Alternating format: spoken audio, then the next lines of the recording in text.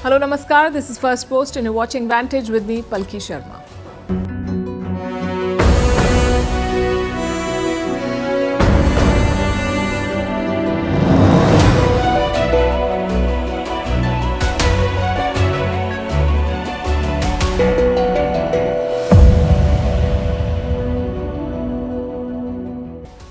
Joe Biden's presidential term ends in 4 days, but instead of packing up to leave, he is pushing last-minute legislation, as if to make up for 4 years and the 570 days that he was away on vacation. He was holidaying for 40% of his time in office. Now he's cracking down on all things Chinese. Yesterday we told you about the chip bans. Today it is car bans. Biden has banned hardware and software made in China in the name of national security. But we dig deeper to find that it's a ploy to secure America's tech hegemony. Meanwhile, China has turned the tables, using American tricks and American surveillance tools to spy on America, including hacking the phones of Donald Trump and Kamala Harris. We'll bring you the full report. Is ChatGPT responsible for the wildfires in California? Why Trump's external tariffs is a misleading claim. How India's new warships mark the dawn of the maritime era. All 3 vessels are made in India. Should cricket players take their families with them on overseas tours? We tell you what's the problem with this debate. Why the US has dropped Cuba from the list of countries which are state sponsors of terrorism. What will this year's appraisal look like? Should you expect a hike in the age of artificial intelligence? We bring you the findings of a new report. Why are India's camels disappearing? Their population has dropped by 80% in the last 6 decades. And why experts say it is time to redefine obesity and overhaul its diagnosis. All this and more coming up. The headlines first. Poland says Russia plotted acts of terror against airlines worldwide. Prime Minister Donald Tusk made the accusation while hosting the Ukrainian president. Warsaw has been one of Kiev's biggest allies since the Ukraine war started in 2022. Volodymyr Zelensky has been holding a flurry of meetings with allies ahead of Donald Trump's return to the White House. Germany plans to allow its army to shoot down suspicious drones. It comes after several drone sightings over military sites and other critical infrastructure. Berlin has been on high alert for hybrid attacks from Moscow. The latest case involves suspected Russian espionage in Bavaria. Bangladesh's Supreme Court acquits former Prime Minister Khaleda. This relates to a 2008 corruption case. The ruling clears the way for the ailing leader to fight the parliamentary election. Zia's party, the BNP, wants polls to be held by August this year. Bangladesh has been ruled by an interim government since last August. Mozambique inaugurates its new president. Daniel Chapo takes the oath of office in a heavily guarded ceremony. This follows weeks of violent demonstrations over the disputed election result.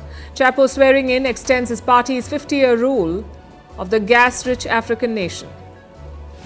Impeached South Korean President Yoon Suk-yeol is finally arrested, ending a weeks-long standoff with the authorities. Yoon has been held over his failed martial law bid in December. He is the first sitting president to be detained in South Korea's history. And India to co-chair the Paris Artificial Intelligence Summit in February. Prime Minister Narendra Modi has confirmed his participation. French President Emmanuel Macron has also invited Donald Trump and Elon Musk. Industry heavyweights like OpenAI Sam Altman, Mistral AI CEO, will also be in attendance.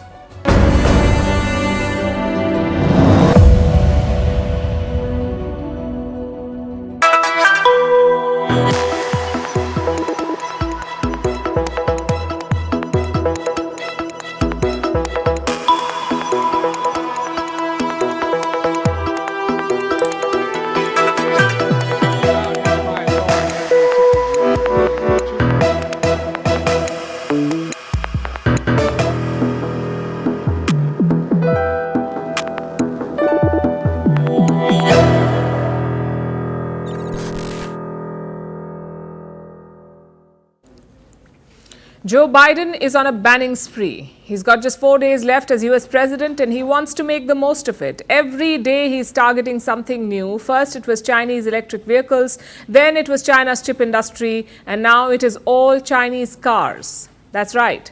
Biden has unveiled new rules for Chinese vehicles. They would ban nearly all Chinese cars from the US market. It's a pretty drastic move. but not a surprising one. The US will go to any lengths to preserve its hegemony, whether it's by using military force or diplomatic blackmail or such targeted bans. So tonight, let's take a closer look at US policy. Why are they banning Chinese cars? Where else does US hegemony exist, and how are they preserving it? The new auto rules were announced by the US on Tuesday. They target connected or smart cars, which are basically vehicles with internet. They help you navigate, get real-time traffic data, unlock and lock remotely, and also access games and movies. Sort of like a vehicular smartphone. Such smart cars are becoming popular nowadays.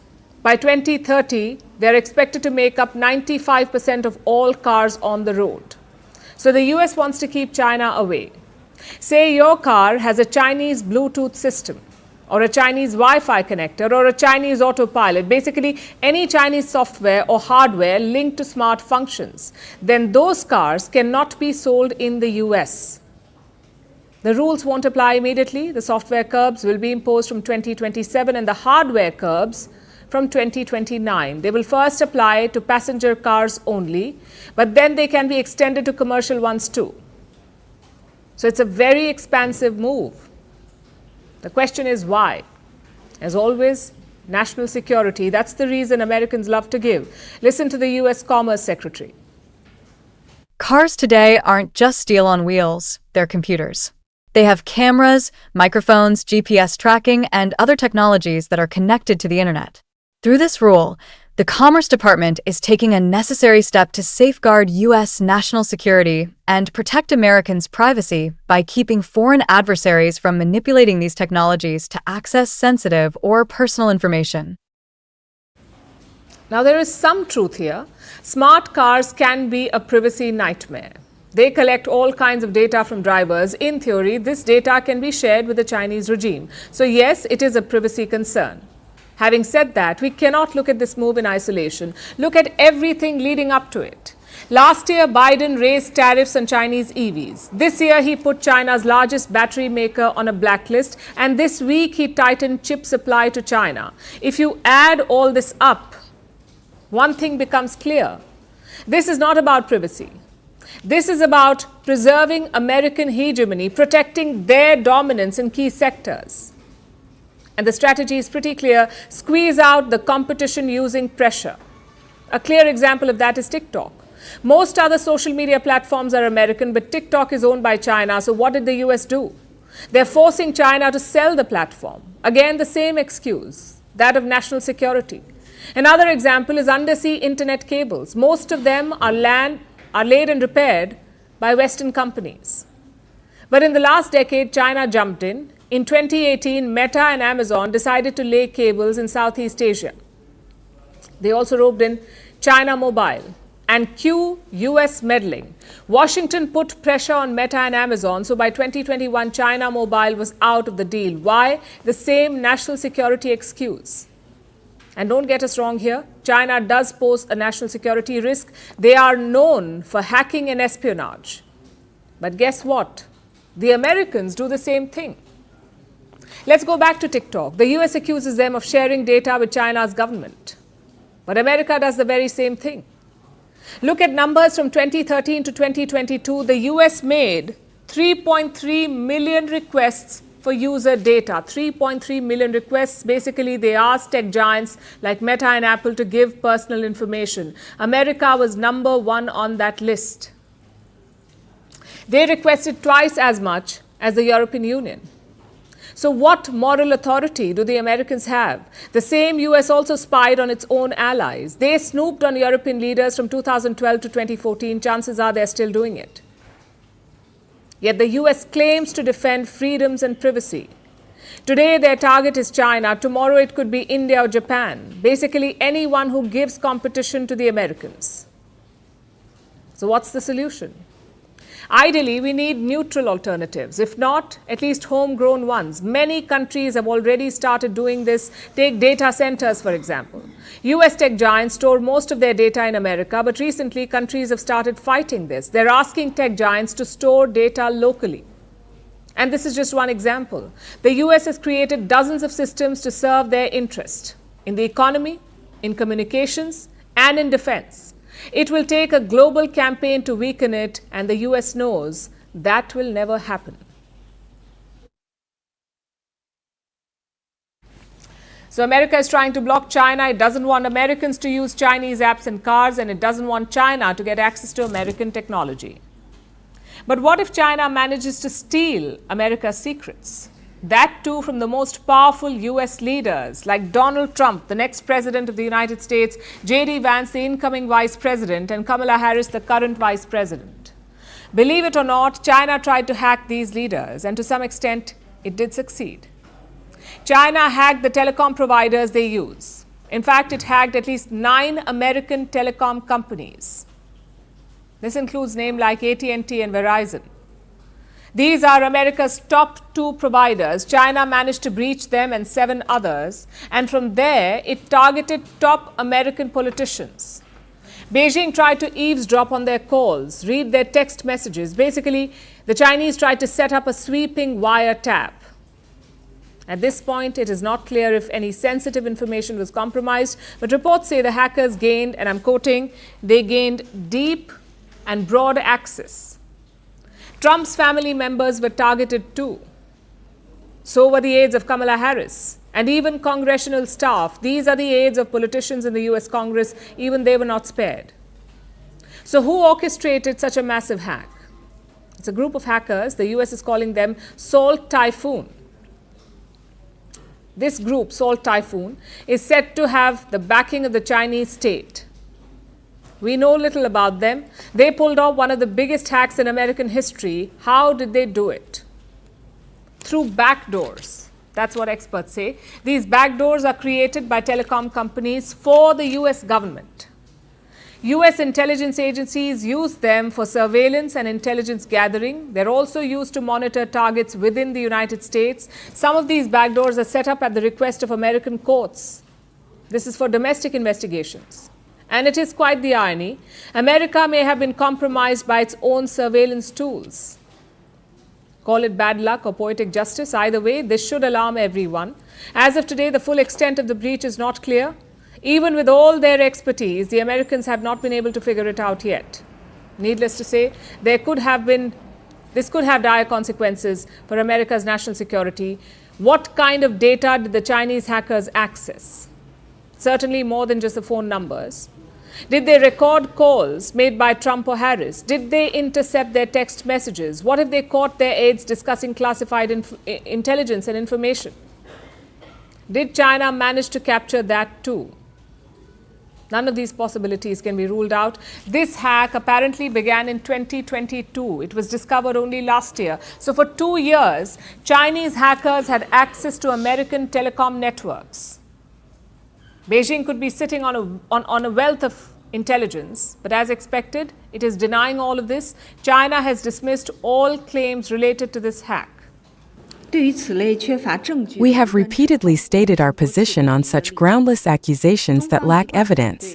China consistently opposes all forms of hacking, and we are even more opposed to the dissemination of false information against China for political purposes. China says the US is lying. Obviously, it's not like China will admit to hacking top US leaders. Meanwhile, these reports have sent the US government into a tizzy. Former and current US officials are sounding the alarm. They describe the hack as devastating.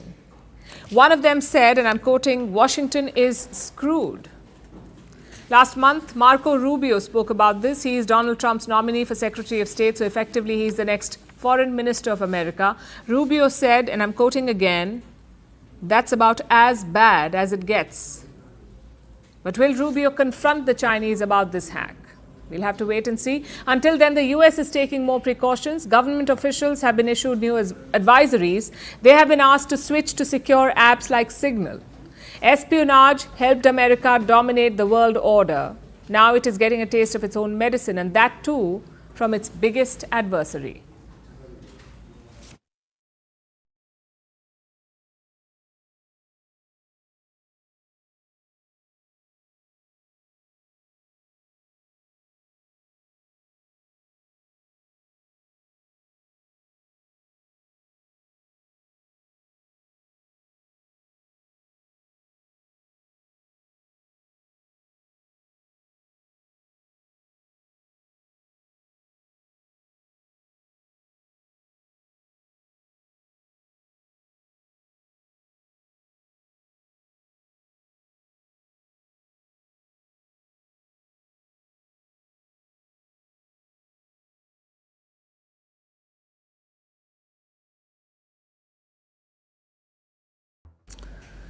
Los Angeles continues to battle devastating wildfires. Over a week has passed, yet the inferno is still spreading. How did the fire start? Investigators are searching for answers. Speculation is running wild. Climate change, faulty power lines, deliberate arson, mismanagement of resources, anything and everything is being blamed. But one theory is gaining more traction than the rest. ChatGPT caused the wildfires. That's right, social media has a new scapegoat, ChatGPT, the same AI chatbot that can do maths and pen poems. Before we tell you why, let's quickly also look at the situation on the ground. 25 people have died. 6 million remain under a fire threat. 2 fires are currently active, the Palisades and the Eaton fires. Firefighters are battling these blazes, but powerful winds make it very difficult. The conditions are expected to ease this weekend, but Los Angeles still has a long road to recovery. Which brings us to the culprit. Social media users say ChatGPT caused the fires. But is that true? Is ChatGPT really responsible for the fires? And why is social media blaming artificial intelligence? To understand that, let's look at how ChatGPT works. Imagine you type a prompt into ChatGPT. The prompt is turned into code.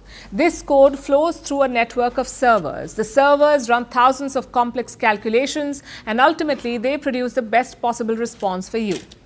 Now, all of this happens on massive power-hungry servers. These servers work hard, so they generate heat. Lots of heat. And so data centers need to prevent overheating. For that, they rely on cooling systems. And this is where water plays a crucial role. Cooling towers use vast amounts of water just to keep servers at optimal temperatures. Essentially, ChatGPT is a water guzzler. To put it in perspective, a 100-word email needs around a bottle of water. Same for every 4 to 5 prompts. ChatGPT gulps almost 500 ml of water for this. Now let's zoom out and look at the larger picture. In 2024, ChatGPT had 300 million weekly active users. 300 million weekly active users. So you can imagine the amount of energy it consumed and the scale of water it needed. And that is why social media is complaining. Los Angeles is located in Southern California. This is a region that has experienced drought in the past, which means water is already scarce here. The wildfires exposed that scarcity and made it worse. The fires began on January 7th. Soon fire hydrants were low on water. The LA Fire Department was panned, and that's when social media started connecting the dots. ChatGPT relies on water. Los Angeles is running out of water. So naturally, ChatGPT must be to blame. The fact is, this theory holds little water. The fire hydrants ran dry because of overwhelming demand. On top of that, the municipal water system is poorly designed. It cannot handle the demands of fast-moving wildfires. So this is not an AI problem. This is an infrastructure problem. But that does not let ChatGPT off the hook entirely. Yes, it is responsible for this particular fire, but it is very much part of a bigger problem. Our planet is heating up. Extreme weather events are becoming increasingly common, like these wildfires in Los Angeles. Addressing this crisis needs collective action.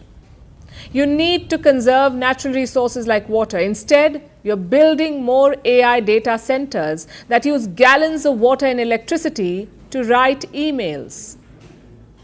So you can see where the problem is. The crisis in LA is a wake-up call. It's not just about the technologies we use today, it's about how we manage the infrastructure that supports this tech. AI companies will also have to do better. They must find other cooling alternatives or move data centers to cooler climates. After all, the future of AI does not just lie in the promise of intelligence, it lies in how responsibly it can be integrated into our world. As for that email that you're delaying, you don't need ChatGPT to write it. You can type it out yourself. It will only take 5 more minutes of your time.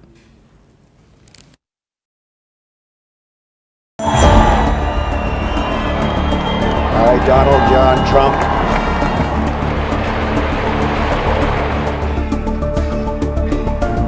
And I'm doing the same thing with China. We're going to tariff the hell out of them. And we're going to put very serious tariffs on Mexico and Canada.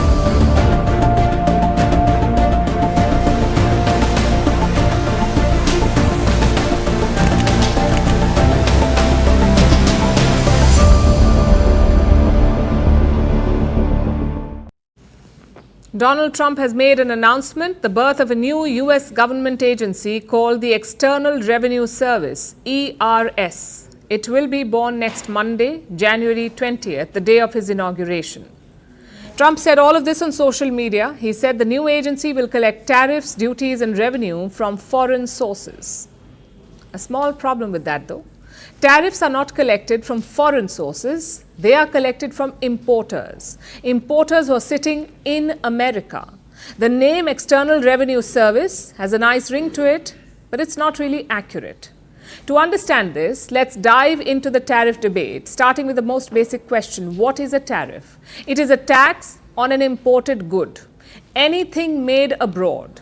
Let's say a car is manufactured in China, made in a Chinese factory by Chinese employees. Let's assume that the manufacturing cost of this car is $20,000. This includes the cost of material and the wages paid to the Chinese employees, $20,000. So what happens when this car is built and ready for export? It's not like the Chinese government or the factory will open up a stall in the US. Xi Jinping is not meeting American border guards. He's not slipping them a 50 to get in and sell Chinese goods in the US. No, the Chinese factory has a partner sitting in the United States, someone who buys the car from them and then sells it in America. This partner is the importer. The importer pays $20,000 for the Chinese car, plus of course the shipping cost. Then they try to sell it at one of their showrooms in the United States. So the Chinese factory made money even before the car hit the streets. Their part is done.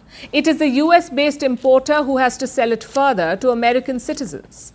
So when Donald Trump imposes tariffs, it is the same US-based importer who pays the additional amount.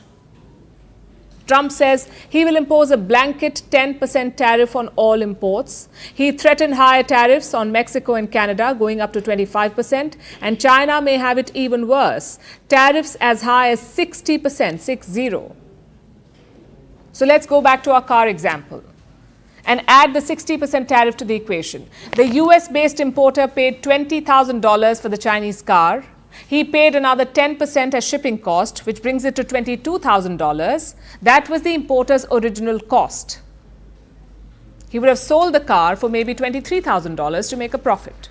But now the importer has to pay a 60% tariff as well. So $20,000 for the car, $2,000 for shipping, and then a whopping $12,000 in tariffs, coming to a total of $34,000. If the importer still wants to keep his profit the same, he needs to charge $35,000 for his made in China car.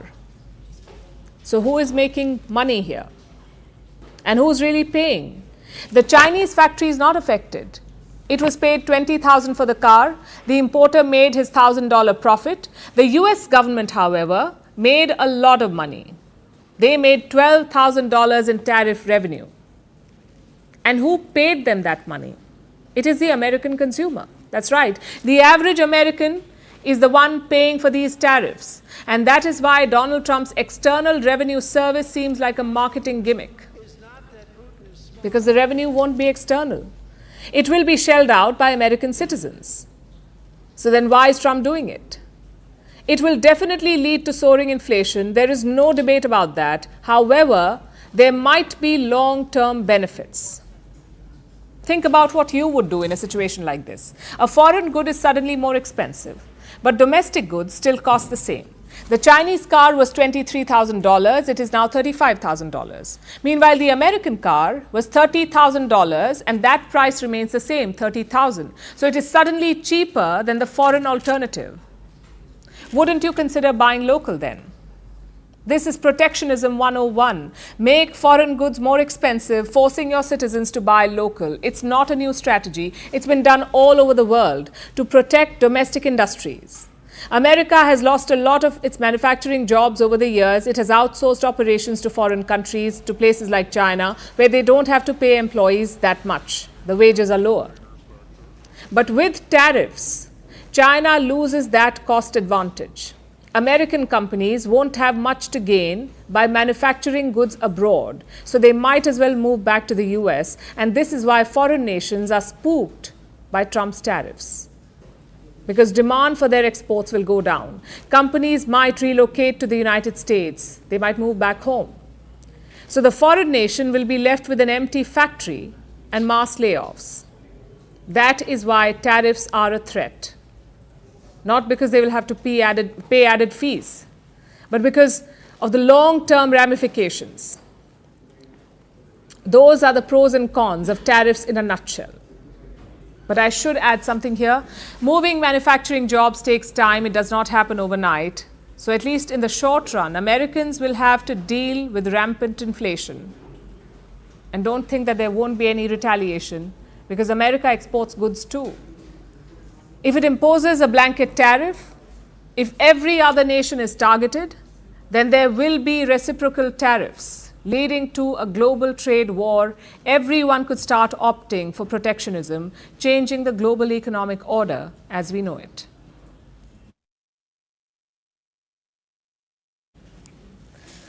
It's the dawn of a new maritime era for India. New Delhi has unveiled 3 new naval titans: frigate INS Nilgiri, destroyer INS Surat, and attack submarine INS Vaghshir. All 3 of them were made in India for the Indian Navy. Now, this is a remarkable milestone, commissioning all 3 assets in one go. These new additions symbolize 3 main things: India's naval prowess, its growing self-reliance, and its moves to counter China in the Indian Ocean region. Our next report brings you all the details. It's a first for the Indian Navy and a historic moment for the country. India has simultaneously commissioned 3 naval giants, 2 indigenously developed warships, the INS Nilgiri and the INS Surat, and an attack submarine, the INS Vaghshir. 21वीं सदी की navy को सशक्त करने की तरफ हम एक बहुत बड़ा कदम उठा रहे हैं। ये पहली बार हो रहा है जब एक डिस्ट्रॉयर, एक फ्रिगेट और एक सबमरीन, तीनों को एक साथ कमीशन किया जा रहा है। और सबसे गर्व की बात कि ये तीनों frontline platforms made in India है। There's a lot of firsts for New Delhi here. All 3 were made in India itself, and all 3 were commissioned at one go. It's an unprecedented show of maritime prowess and self-reliance, and India's strategic intent to establish itself as a formidable maritime power, while responding to regional geopolitical challenges. So let's look at the Navy's new assets. The first is the INS Nilgiri. It's the flagship vessel of a new class of frigates called Project 17A. It has enhanced stealth features and state-of-the-art technology. The INS Nilgiri can operate without any supporting vessels. The second is the INS Surat. It's part of Project 15B, or Vishakhapatnam class. It's a guided missile destroyer weighing approximately 8,000 tons. But the most striking feature is that it's India's first AI-enabled warship. Also, it just took 31 months to go from launch to commissioning. Which brings us to the INS Vaghshir, the 6th Scorpion-class submarine under the Kalvari class Project 75. It's known as a hunter-killer submarine. It has superior stealth features and can take on a range of missions like intelligence gathering and anti-surface warfare.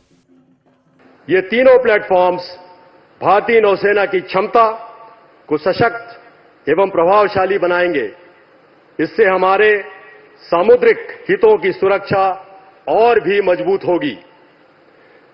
मुझे यह बताते हुए बहुत खुशी हो रही है कि नौसेना ने अपना हाई टेम्पो ऑफ ऑपरेशंस बरकरार रखा है।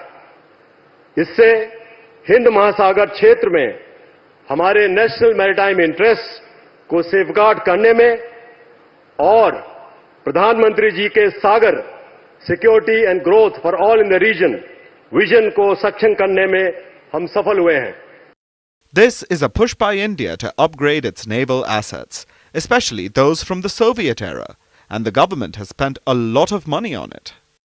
In 2024, a record $15 billion was spent on domestic defense manufacturing. That's a 17% rise from the previous year. According to the government, over 75% of the warships are developed in-house. This comes as New Delhi wants to expand its naval fleet. The Indian Navy's present force comprises of about 150 ships and submarines. It wants to take it up to 170 in the next decade. And this commissioning is not merely a statement of military readiness, but a clear response to regional dynamics for strategic influence over the Indian Ocean. You see, China is expanding its naval fleet at an unparalleled pace. Pakistan is collaborating with Beijing to build a 50-ship navy. So India's actions send a message of resolve and capability in the region. This marks a defining moment in India's journey toward maritime self-reliance and strategic preeminence. As these vessels take to the seas, they carry not just weapons, but the aspirations of a nation poised to lead in this century.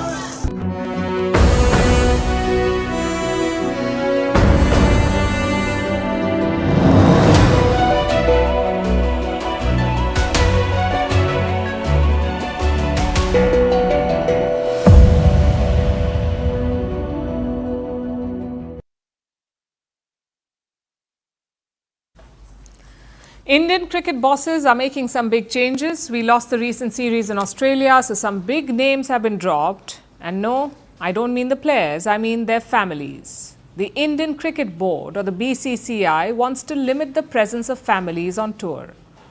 Suppose there is a long series abroad, more than 45 days in total, then the family can stay for 14 days only. That too after the first 2 weeks. If it's a short tour, they can stay up to 1 week. Now, just to be clear, these rules existed before the pandemic too, but during lockdown, they were relaxed. The game was being played in a bubble, so players could take their families along.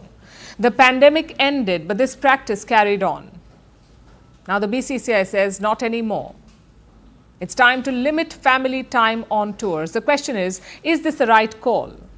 Let's look at the timing and context first. India has just lost an important series in Australia. Days later, you decide to curb the presence of families. Naturally, people will draw links. It looks like you're blaming the families for the poor result. And it's quite common in India. When players fail, their partners get the blame. We have seen that with Virat Kohli and Anushka Sharma. When Kohli does not get runs, social media erupts, and one section always blames his wife. The BCCI is giving ammunition to such people, whether on purpose or not. Which brings us to the larger question. Should families accompany players at all? Current coach Gautam Gambhir had an interesting take on it. Listen to what he said in 2018, and I'm quoting, "The player opinion varies. Some want family to be there for the whole tour, while others want little family time and they try to concentrate. Whatever the decision, it should be taken in the best interest of Indian cricket." That's a solid take. Some players like having their family around. It gives them confidence. It also keeps them relaxed. But not everyone may feel that way. Maybe some players like to be left alone. Either way, it is their decision to make. We are talking about adult athletes here. People entrusted with winning championships and trophies. Surely they can take this call. Let's look at how other sports do it. In tennis, families are a constant presence in the stands. In Wimbledon, it's a bit of a ritual. If you win, you climb up and embrace your family. Same in Formula One. The families are always around in the paddock. Just look at current champion Max Verstappen. His father attends virtually every race. But in team sports, it can be tricky. In 2019, Brazil banned wives and girlfriends from the Copa America event. They ended up winning the whole thing. At the 2006 World Cup, England did the opposite. The wives and girlfriends were free to visit, but when England lost, the tabloids blamed them. At the 2012 Olympics, Australia's swimming team banned family visits. A number of athletes lashed out at the decision. They complained of loneliness and demotivation. So clearly the results vary. It also depends on what the coach and captain wants. They have their own style and culture, and they will want the team to follow it, to embrace a common belief. Now, we are not saying forget all that. We are saying do not forget the larger picture. Has anyone blamed husbands when women athletes fail? Not that we can think of. In fact, the opposite happens. When women succeed, men get the credit. In the 2016 Olympics, a Hungarian swimmer set a world record. The camera cut to her husband, and the commentator called him the man responsible for the feat. Same year, the Chicago Tribune dropped this pearl. Look at the headline. Wife of a Bears' lineman wins a bronze medal today in Rio Olympics. Unfortunately, this is the world we live in, and decisions must account for that. You cannot depict partners as a distraction, as something that hurts results. If you do, you're setting a dangerous precedent. If players fail, blame them. Blame the board, the coaches, and the support staff. But if you are blaming the family, you're clearly clutching at straws. Our next story is about Cuba. It's an island nation in the Caribbean Sea, and it has been a thorn in America's side for decades. The US views Cuba as an enemy nation, and it has tried everything to destabilize the country. The US declared Cuba a state sponsor of terrorism back in 1982, over 4 decades ago. It was a way for Washington to put pressure on Havana. But yesterday, Joe Biden undid this. He rescinded the state sponsor of terrorism designation with a presidential order. It's a strange thing to do. Just days before the end of his presidency, Biden seems to have created a new dilemma for Donald Trump. Here's our report.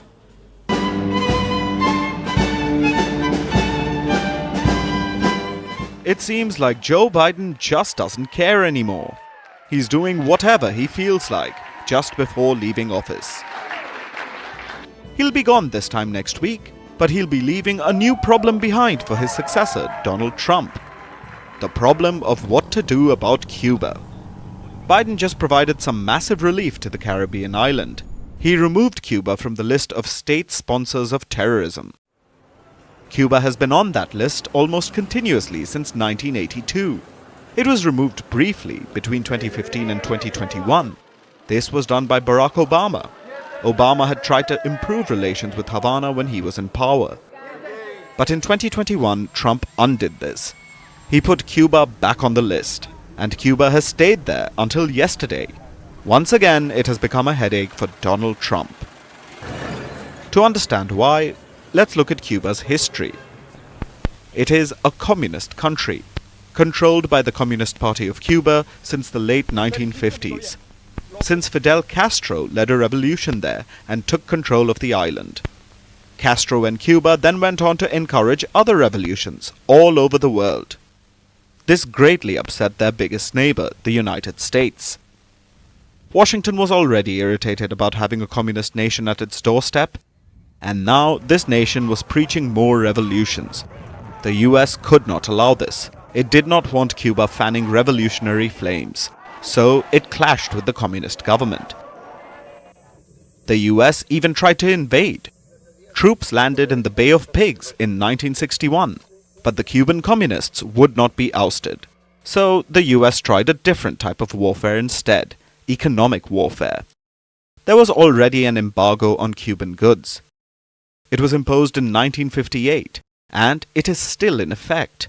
It's the most enduring trade embargo in modern history. The US used it to cripple Cuba's economy for decades. Look at this note by a former US official. He said a policy should be adopted to weaken the economic life of Cuba, to decrease monetary and real wages, to bring about hunger, desperation, and overthrow of government. So this is the official US policy towards the island. In the 1980s, the US decided that the embargo wasn't doing enough, so it added Cuba to the newly formed list of state sponsors of terrorism. This gave the US even more powers to sanction Cuba. But it's been 4 decades and the communists are still in charge. So clearly, the economic warfare hasn't worked. Former US President Barack Obama removed Cuba from the list in 2015, but Trump relisted Cuba in 2021, just before leaving office. So now it seems Biden is returning the favor. But is it just about getting back at Trump? Biden will probably point to this news and say he did it to secure the release of prisoners. Cuba has agreed to release 553 prisoners over time. Havana announced this just after Biden removed it from the state sponsor of terrorism list. So there was something in it for the US, but the prisoner release is also a problem for Trump, because it'll be gradual. Cuba knows that Trump could just reverse the order next week. It has acknowledged this in its official statement.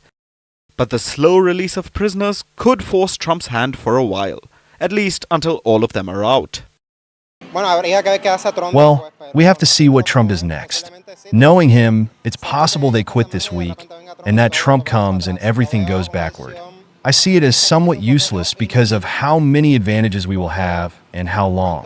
A couple of weeks, a few days.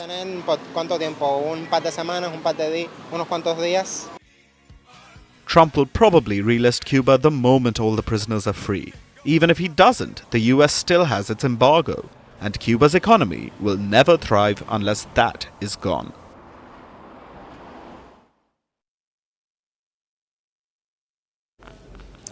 We are well into 2025 now. A few months later, it will be hike season. You worked hard the whole year, but will you get rewarded for it? Will there be a hike in the age of artificial intelligence? And what will your increment look like?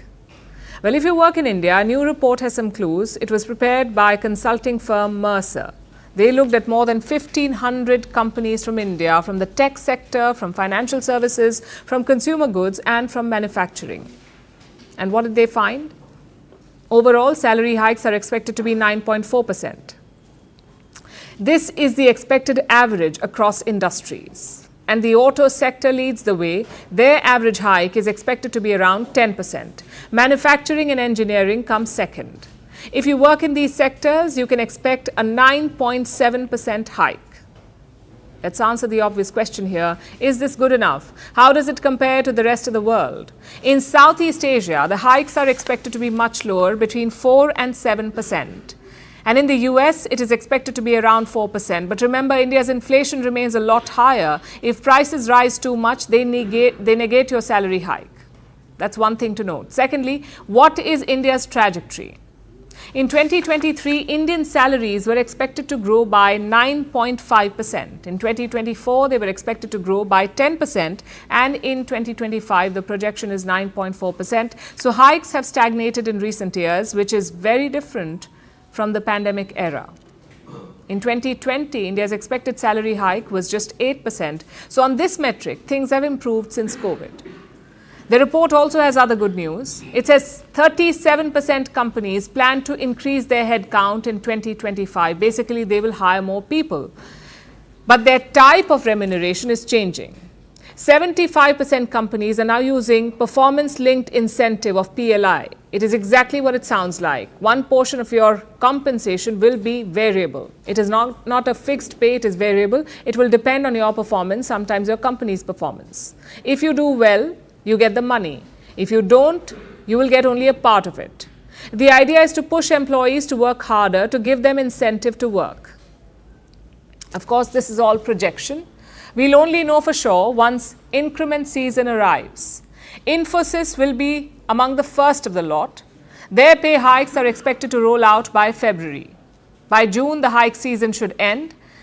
And there are three factors to watch out for. The first is the union budget. Reports say the government is considering an income tax cut. That won't increase your salary, but it will increase your disposable income. You'll have more money in hand, money that you can spend or save. The second factor is artificial intelligence. Around 55% Indian firms have adopted AI. So if employees do not upskill, they could lose out. Their jobs could be taken over by AI. And finally, the third factor, corporate policy. Indian companies have been making more money than ever. Their profits are at a 15-year high. But they've been reluctant to offer corresponding hikes to employees. Will they change that this year? The forecast is not too good. Corporate earnings are expected to be muted in the first few months, so a bumper hike looks unlikely. A lot will also depend on the overall sentiment. India's GDP rebounded quickly after the pandemic, but now there are signs of a slowdown. GDP growth was 8.2% in the last financial year. This time, it is expected to be 6.4%. which would be the lowest in 4 years. All these variables could end up deciding your hike this year.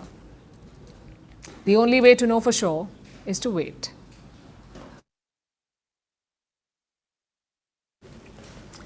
Now let's talk about camels, the ships of the desert. Their global population is soaring. According to the United Nations, in the 1960s, it stood at 13 million. The global camel population, 13 million. Today, it is 35 million. But this boost cannot be seen in India. Here, the camel population is declining. It has seen a drop of 80% in the past 6 decades. And the fall has been sharper in recent years. So what's behind this dip? And what can put these camels over the hump? Here is a report.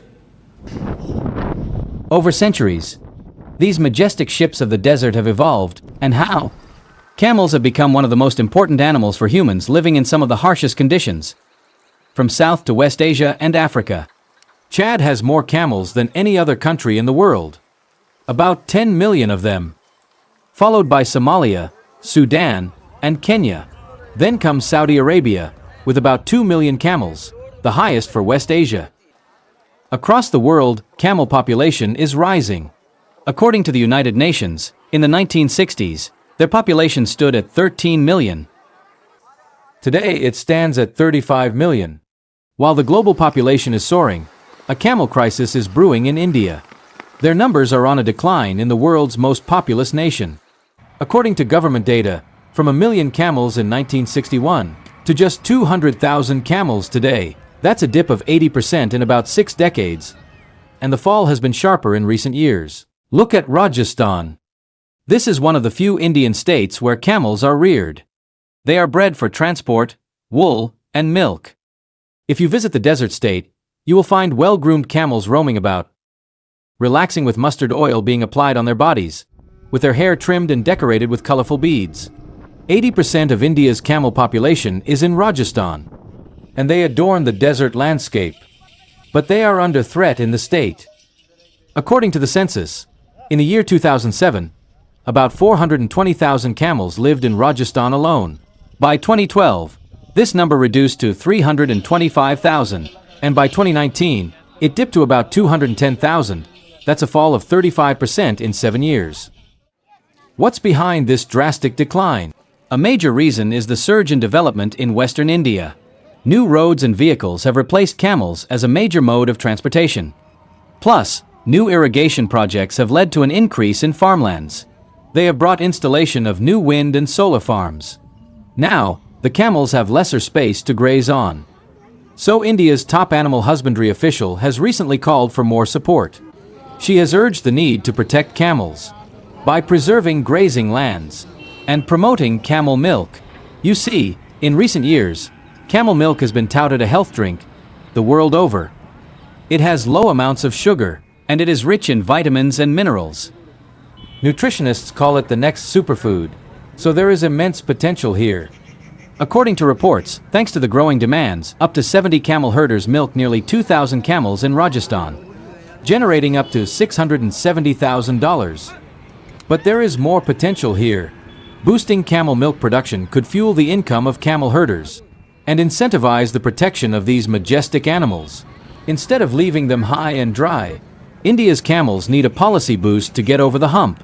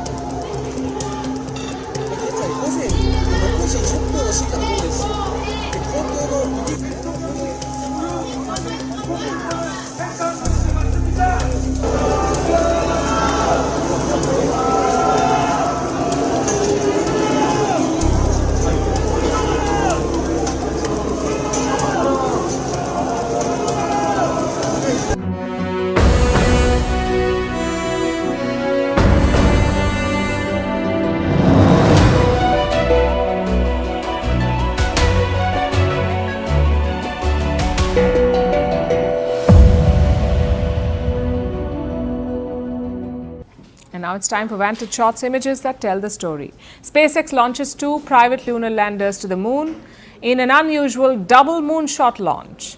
In the US, police drone footage shows the dramatic rescue of a man and his dog from a frozen lake, and a rescued baby gorilla seeks comfort during rehabilitation with baby bottles and soft toys. Finally, we're taking you back in history. On this day in 2001, Wikipedia was launched.